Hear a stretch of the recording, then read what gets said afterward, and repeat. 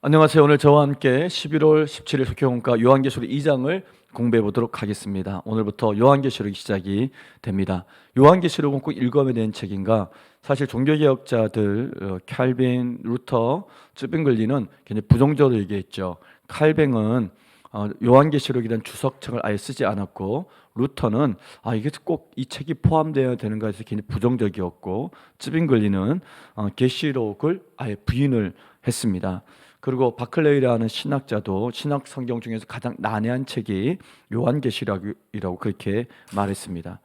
그럼에도 불구하고 우리는 요한계시록을 왜 공부해야 되는가, 읽어야 되는가 하면 요한계시록 또한 성경 66권의 한 권이기 때문에 그렇습니다. AD 392년에 테오도시우스 황제 때 기독교가 로마의 국교가 되고, 그로부터 5년이 지났을 때 397년에 아프리카 카르타고에서 종교회의가 열립니다. 그곳에서 신학성경 27권이 정경이 확정되어지는데 요한계시록이 마지막 책으로 확정이 되어지죠.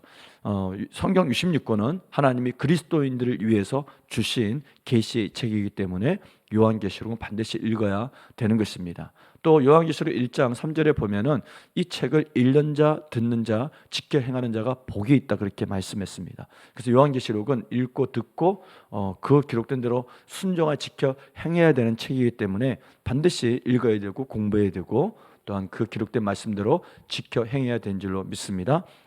특히 우리는 이 시대를 마지막 때라 얘기하는데, 로마 제국의 박해로 기독교가 굉장히 종말론적인 삶을 살아갈 때 그들에게 굉장히 큰 위로와 소망을 준 책이 바로 요한계시록입니다. 그래서 우리는 이 요한계시록을 반드시 읽어서 또 듣고 지켜 행해서 우리의 삶의 복된 책으로 만들어야 될 줄로 믿습니다. 그리고 마지막 세 번째 이유는 요한계시록을 가장 잘 사용한 곳이 신천지입니다. 잘 사용한다기보다는 잘못 사용하고 있죠. 모든 이단들은 요한계시록의 말씀을 잘못 해석해서 자기 마음대로 해석해서 이단의 진리를 만들어냈습니다. 그렇기 때문에 요한계시록은 이단들로부터 진리를 지키기 위해서라도 반드시 제대로 알아야 되는 성경이 바로 요한계시록입니다. 요한계시록의 기록 시기와 배경을 한번 살펴보면, 요한계시록을 쓴 사람은 patmos섬에 유배되었던 사도 요한이었습니다. AD 95년에서 96년경에 쓰여진 것으로 추정을 하고 있는데, 당시 로마의 황제였던 도미티아누스 황제 때 기독교 박해가 아주 극심했습니다. 도미티아누스 황제는 대놓고 살아있는 자기 황제를 숭배를 강조했던, 황제 숭배를 강요했던 왕이 바로 도미티아누스입니다. 이 도미티아누스에 의해서 사도 요한은 patmos섬에 유배되어 지게 되죠. 그곳에서 하나님의 환상과 계시로 들려준 것을 기록한 것이 바로 요한계시록입니다. patmos섬에 사도 요한은 약 한 18개월 정도 갇혀 있다가 황제가 바뀌죠. 도미티아누스가 죽고 네르바가 황제가 취임했을 때 풀려나게 됩니다. 마지막 인생은 에베소에서 목회하다가 끝내게 됩니다. 자, 이처럼 요한계시록은 기독교 박해가 극심했을 때 많은 배교자들이 생겨나고, 또 교회가 흔들리고 교회에 마치 촛불이 꺼져가는 그런 위태로운 상황에 희망과 또 예수님의 최후 승리를 미리 건네준 책이 바로 요한계시록입니다. 그래서 마지막 때 우리가 이 책을 읽으면 우리는 최후 승리의 노래를 읽는 것이기 때문에 기독교인들에게 소망과 위로와 희망을 주는 책이 바로 요한계시록이라 말할 수 있습니다.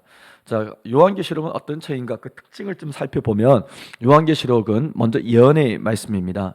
여기서 예언이라고 하는 것은 예자는 미래 예자와 맡길 예자가 있는데, 성경에서 예언은 맡길 예자로 쓰여졌습니다. 즉 하나님께 맡은 말씀, 들은 말씀을 그대로 전하는 것이 바로 예언인데, 요한계시록 또한 사도 요한이 하나님께 받은 말씀을 그대로 전하는 것이고, 예언의 성경적 의미는 꼭 미래에 대한 얘기를 하는 것이 아니라 그 시대의 사람들이 죄와 범죄에 빠져 있을 때 죄에 대해서 선포하고 하나님의 심판을 예고하고 그리고 구원에 대해서 말씀하는 것이 바로 예언의 개념입니다. 그래서 요한계시록은 꼭 앞으로 일어날 일만을 기록한 책은 아니다라는 것을 우리가 기억해야 됩니다. 요한계시록 안에는 그래서 과거와 현재와 미래의 이야기가 같이 통합적으로 기록되어 있다는 것을 기억해야 되고, 요한계시록은 궁극적으로는 지켜 행하는 자가 복이 있다, 우리에게 마지막 때를 살아가는 우리에게 순종을 요구하는 책이 바로 요한계시록입니다. 두 번째 특징은 요한계시록은 편지, 즉 서신의 형태로 쓰여졌습니다. 그래서 요한은 소아시아에 있는 아시아에 있는 7교회에 편지하노니, 알 수 있듯이 수신자가 7교회임을 우리는 알 수 있습니다. 그래서 당시 이 편지의 목적은 명확합니다. 고난받고 있고 박해받고 있는 7개 교회에게 하나님 주신 위로와 승리의 노래인 것입니다. 이것을 알고 성경을 읽어야 되는데, 신천지에서는 보면은 예를 들어서 666이라는 숫자를 베리칩 이렇게 해석을 합니다. 그 시대에 그런 걸 존재하지 않았고 알 수도 없는 일이죠. 그래서 무리한 해석입니다. 666은 그 시대의 언어로 읽으면 네로로 그렇게 해석을 할 수 있습니다. 기독교를 박해했던 상징, 네로로 해석을 할 수 있는 것이죠. 그래서 우리는 역사적 배경을 알고 요한계시록을 읽는 것이 너무 중요하다. 왜? 요한계시록은 역사적 배경을 바탕으로 쓰여진 책이기 때문에 그렇습니다. 또 그렇다고 해서 역사적 나열로 기록됐냐? 그렇지 않습니다. 역사 순으로 기록된 것은 아닙니다. 그렇다면 또 문자 그대로 읽어야 되냐? 그것도 위험합니다. 요한계시록은 상징적 또는 은유적, 비유적 표현들이 많이 나옵니다. 이런 문학적 장르를 알면서 해석하는 것이 중요합니다. 요한계시록은 7교회를 향한 편지라 그랬는데, 7교회는 지중해 연안에 붙어 있었던 에베소, 또 그 옆에 위로 올라가면은 서머나, 그리고 좀 더 위로 올라가면 버가모가 있고요. 내륙적으로 들어가면 두아디라, 그리고 사대, 필라델피아, 라오디게아, 이렇게 교회가 나옵니다. 이 7교회에 편지를 했던 것이고, 이 7교회는 어떤 바울의 선교의 그 여행지이죠. 근데 여기는 도로가 그렇게 연결되어 있습니다. 순서가 에베소, 서머나, 버가모, 그다음에 두아디라, 사대, 필라델피아, 라오디게아, 이렇게 순환하는 도로를 중심으로 바울이 다니면서 복음을 전했다, 그렇게 이해하시면 되겠습니다. 에베소는 굉장히 부유한 도시였죠. 대표적인 항구 도시였고, 바울이 3차 전도 여행을 할 때 그곳에서 3년 동안 머무면서 복음을 전했고, 특별히 두란노 서원에서 2년 동안 집중해서 제자 훈련을 했던 것을 우리는 기억하고 있습니다. 그래서 가장 뜨거웠던 도시가 에베소였죠.